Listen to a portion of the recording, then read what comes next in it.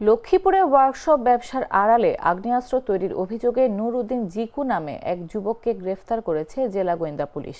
মঙ্গলবার সন্ধ্যায় রাঙামাটির চন্দ্রকোনার গহীন এলাকা থেকে তাকে আটক করা হয়। জানা গেছে, গ্রেফতার জিকু নোয়াখালীর বেগমগঞ্জের জগদীশপুর গ্রামের বাসিন্দা এবং লক্ষ্মীপুর সদর উপজেলার চন্দ্রগঞ্জ পশ্চিম বাজারের Noha auto traders and engineering ওয়ার্কশপের মালিক। ১ ডিসেম্বর তার ওয়ার্কশপে অভিযান চালিয়ে একটি দেশীয় বন্দুকসহ বিপুল পরিমাণ অস্ত্র তৈরির সরঞ্জাম উদ্ধার করে পুলিশ। ঘটনায় তার বিরুদ্ধে চন্দ্রগঞ্জ থানায় অস্ত্র আইনে মামলা হয়, তবে সে পালিয়ে যায়। পরে ৭ ডিসেম্বর গোয়েন্দা তথ্যের ভিত্তিতে তার গ্রামের বাড়ির কবরস্থান থেকে আরও ৫টি দেশীয় একনলা বন্দুক ও একটি এলজি উদ্ধার করা হয়, যেগুলো তার ওয়ার্কশপেই তৈরি। অতিরিক্ত পুলিশ সুপার রায়হান কাজেমি জানিয়েছেন, নূর উদ্দিন নিয়মিতই অস্ত্র তৈরি করত।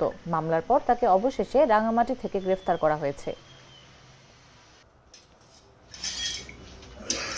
ওয়ার্কশপ দীর্ঘদিন থেকে গোপনে অস্ত্র তৈরির কাজ করে আসতেছে বলে এটা আশপাশের দোকানদার এলাকার লোকজন এটা জানতে পারে ওনারা আমাদেরকে খবর দেওয়ার পরে আমরা এখানে আসি।